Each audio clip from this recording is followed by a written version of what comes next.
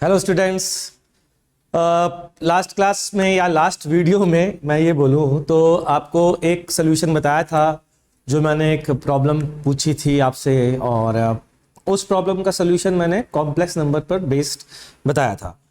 और मैंने उसी वीडियो में आपसे प्रॉमिस भी किया था कि मैं नेक्स्ट वीडियो में आपको एक पोलर कोऑर्डिनेट सिस्टम पर बेस्ड सोल्यूशन बनाऊंगा। तो क्वेश्चन कुछ ऐसा था बच्चों कि यहाँ से एक पार्टिकल चलता है कुछ v वेलोसिटी से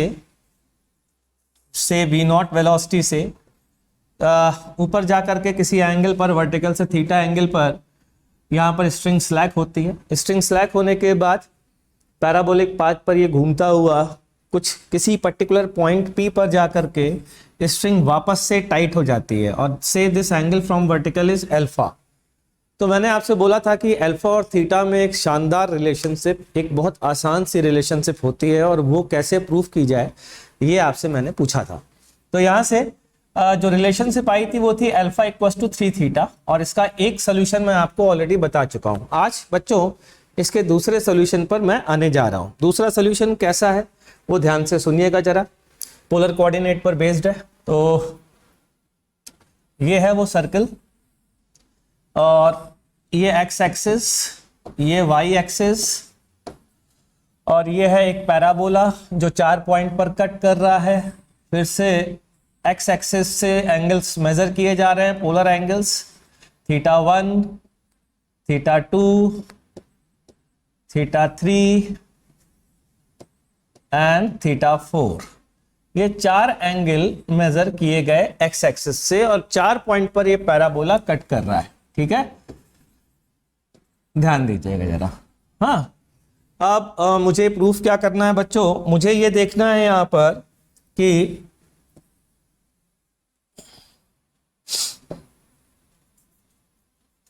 हाँ, मुझे ये देखना है कि थीटा 1, थीटा 2, थीटा 3, थीटा 4 में क्या रिलेशनशिप है, और with the help of polar coordinate system. तो पोलर कोऑर्डिनेट सिस्टम की मदद से ये काम करने जा रहे हैं बच्चों। पोलर कोऑर्डिनेट सिस्टम में सर्कल की इक्वेशन बहुत इजी होती है, कि बहुत सिंपल। कैसे मतलब, अरे सर्कल की रेडियस r है, तो कह सकता हूं कि वो हर पॉइंट जिसका पोजीशन वेक्टर, मतलब जिसकी डिस्टेंस ओरिजिन से r होगी, वो सर्कल की इक्वेशन होगी। तो सर्कल की इक्वेशन तो होगी बहुत सिंपल। ठीक, अब पैराबोला की इक्वेशन करते समय एक चीज समझ ले पहले।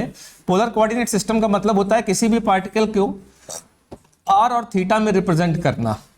ठीक है, एक्स वाई में जनरली रिप्रेजेंट करते हैं, r और थीटा में यदि रिप्रेजेंट किया तो हम लोग कहते हैं कि पोलर कोऑर्डिनेट सिस्टम है ये। तो सब्स्टिट्यूशन समझ लेते हैं क्या होगा। x और y की जगह बच्चों क्या रखना होगा। x की जगह क्या रखें बच्चों, r cos थीटा, और y की जगह क्या रखें बच्चों, r sin थीटा। अगर ये रख दे तो काम बन जाएगा, पोलर कोऑर्डिनेट सिस्टम में काम हो जाएगा। ठीक है, तो इस बात को ध्यान रखते हुए, क्योंकि यहाँ पर स्पेस कम है, मैं नेक्स्ट पेज पर जा रहा हूँ और यही काम करूंगा। ठीक है, मतलब इंटरसेक्शन पॉइंट जो सर्कल के पैराबोला के साथ हैं, इन चारों एंगल को देखने के लिए मैं पहले पैराबोला की इक्वेशन लिखने जा रहा हूं।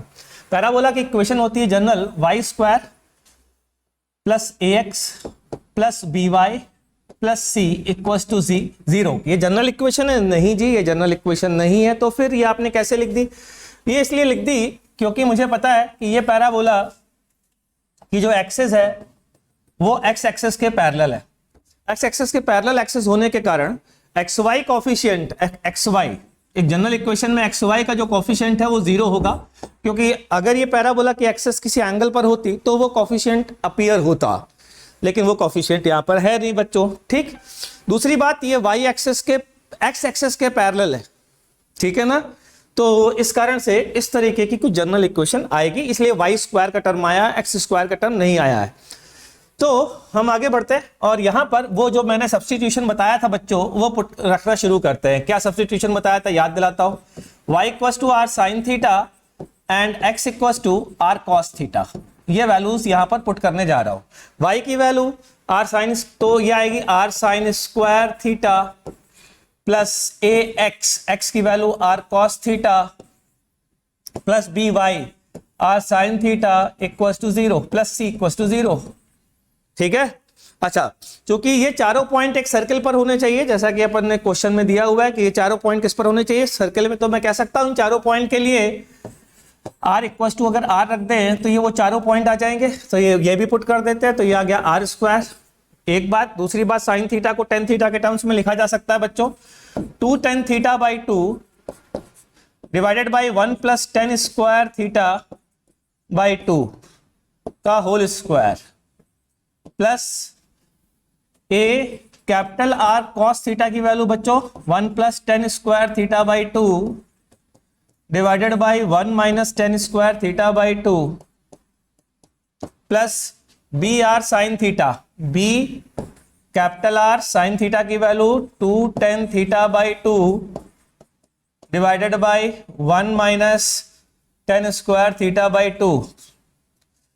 इसमें थोड़ा सा मैंने गड़बड़ किया है कि यहाँ पर नीचे की वैल्यू क्या आएगी वो हमें चेक करना पड़ेगा। नीचे 1 प्लस आएगा, यहाँ पर 1 माइनस आएगा, इसको रिमूव कर देता हूँ, ये 1 माइनस लिख देता हूँ, बाकी ठीक है। यहाँ पर भी प्लस ही आएगा, 1 plus ten square theta by 2। ठीक बच्चों, B R plus C equals to 0। ये इक्वेशन देख रहे हैं, बड़ी गंदी सी, खतरनाक सी। लेकिन एक बात बताऊं, यहाँ पर मुझे theta 1 plus theta 2 plus theta 3 याद हो तो लास्ट में पोलर जब कॉम्प्लेक्स नंबर से कर रहे थे तब सिग्मा थीटा आई की वैल्यू अपन ने 2n पाई प्रूफ की थी, याद है ना बच्चों। तो वही सेम चीज़ यहाँ पर प्रूफ करनी है। इसका मतलब कुल मिला करके हमको सिग्मा थीटा चाहिए। अब सिग्मा थीटा कैसे निकालेंगे वो जरा ध्यान से देखना, थोड़ा ट्रिकी है यहाँ पर।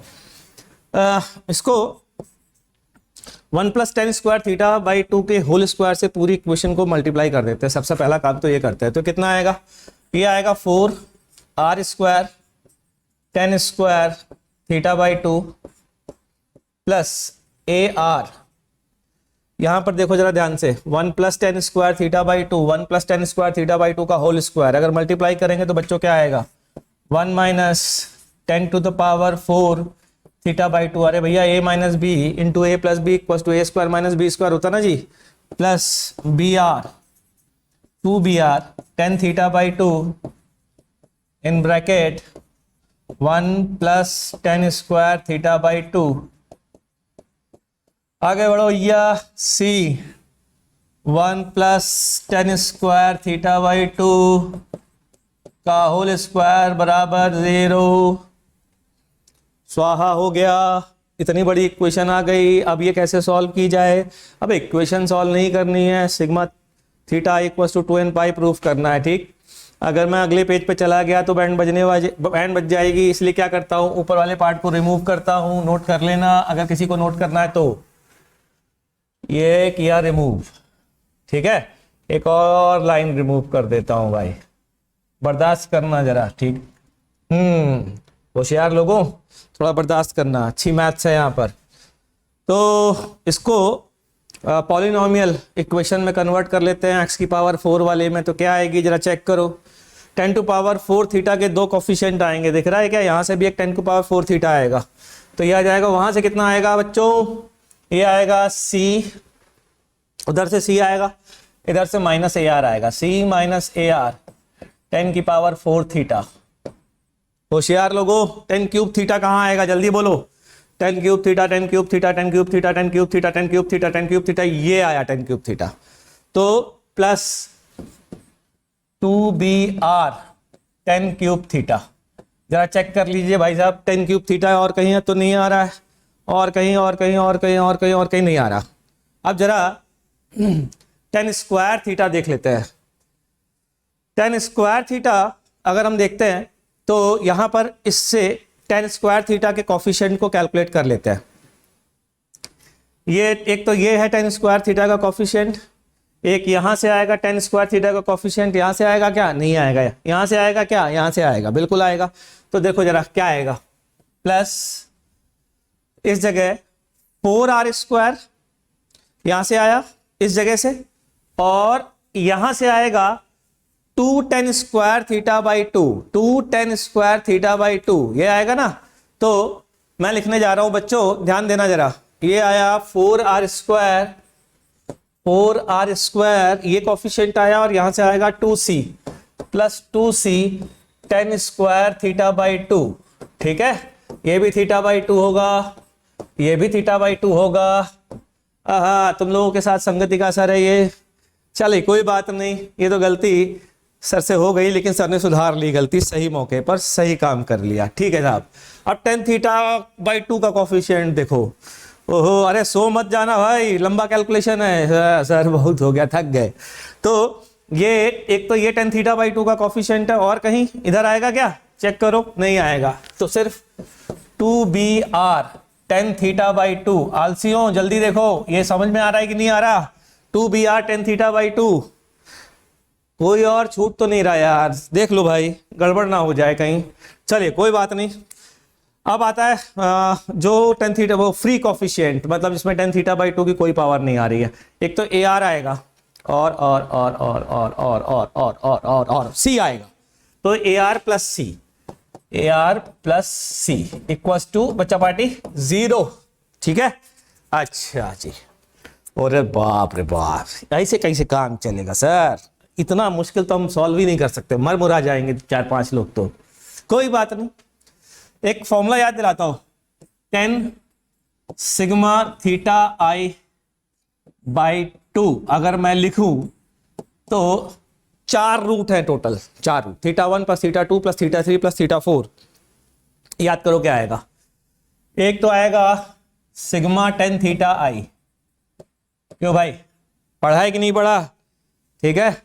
फिर माइनस 3 के मल्टीप्लीकेशन, मतलब tan θ1 tan θ2 tan θ3 tan θ1 tan θ3 tan θ4, मतलब 3 के मल्टीप्लीकेशन 1 1 ऐसे। इसको आप S3 भी कई बार लिखते हैं।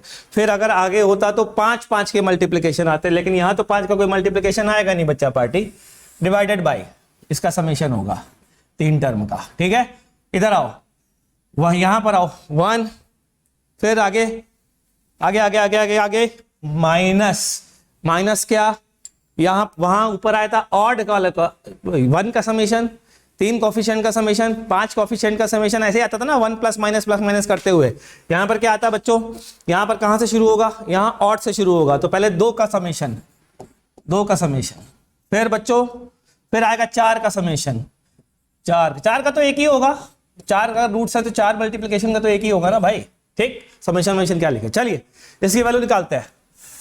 जरा बताओ तो क्वाड्रेटिक इक्वेशन में, इस क्वाड्रेटिक इक्वेशन में समेशन कैसे आएगा? अरे याद करो ना भाई, माइनस ये आएगा C/A, ये वाला कोफिशिएंट डिवाइडेड बाय ये वाला कोफिशिएंट।